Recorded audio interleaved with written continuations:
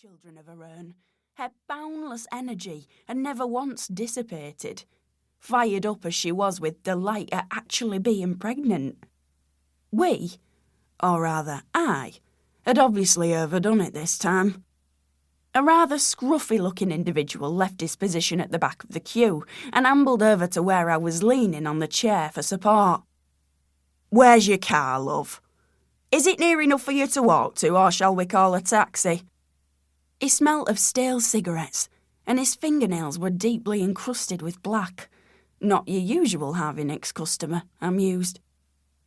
"I'll be fine, really I will," I smiled. "If my friend here could just go and get a car and bring it round to the store's entrance, then we can zoom back down the motorway to Yorkshire and everything will be tickety-boo." "Tickety-boo?"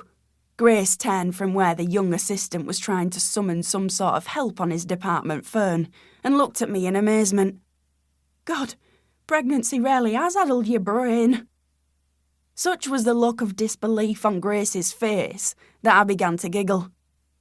"I don't think you're taking this very seriously," Grace said bossily, which made me laugh even more. Tutting and raising her eyes to heaven, Grace made a decision. "You stay there, but for God's sake, stop laughing. It's bad enough your baby's being born in a Lancashire store's men's knicker department, but chortling like a mentally defective hyena while doing so is not really on, Harriet. Now I'm going to get the car and bring it as near as I can to the entrance. Is your phone on? I'll ring you as soon as I'm as near as I can get." Grace sailed rather than waddled towards the escalator and was soon lost in the crowd, leaving me perched on the rattan chair, surrounded by the many purchases she had insisted she couldn't possibly do without, and wishing I'd at least got the Telegraph crossword for company to take my mind off the reality of being stuck in a chair, alone, and about to give birth. As if by magic, a cup of tea suddenly materialised at my side, and I nodded gratefully at the young woman whose acned face and nervous hesitation suggested a schoolgirl let out on work experience, rather than a bona fide Harvey Nichols assistant.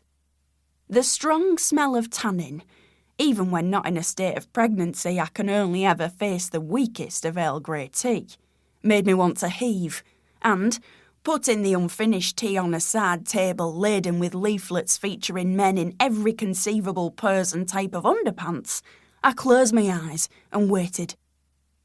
It suddenly occurred to me that it might not be a bad idea if I rang Nick, my husband, to put him in the picture, as it were, and inform him of his premature but obviously fairly imminent status as the father of twins. "When are you going to start leaving your phone switched on?" Nick's irate voice castigated me as I switched my mobile to missed calls before attempting to get hold of him in order to update him on the current state of play. Nick answered immediately. "Hi, darling. Have you spent up? I've just been told to turn my mobile off by a very officious steward, so make it quick. We're about to take off."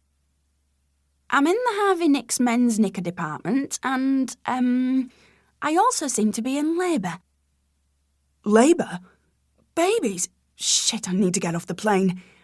Yes, I do know the rules, probably as well as you do, seeing as I'm on your planes every week at the moment, but my wife is giving birth to twins in Harvey Nichol. We're moving. I can't get off. I'm going to try and get someone to help. Yes, I will, in a minute, I promise. Just need to make a couple of phone calls. Are you there? Try and hang on until I get..." And then he was gone. My phone rang immediately. It's me." Grace sounded horribly flustered. "I'm going to be ages yet. There's a queue getting out. Are you okay?" "I'll be fine," I said. "Just a bit wet, that's all. Babies take ages to come. I'll just sit here and wait. I've spoken to Nick, but he can't get off his plane to London. Oh, shit." A cramping pain across my swollen abdomen took me, not only by surprise, but reminded me, rather shockingly, that I was in labour. God, what? What is it? Does it hurt?" "It's fine," I said, airily, as the spasm subsided. "Just a little blip. Don't forget I've done..."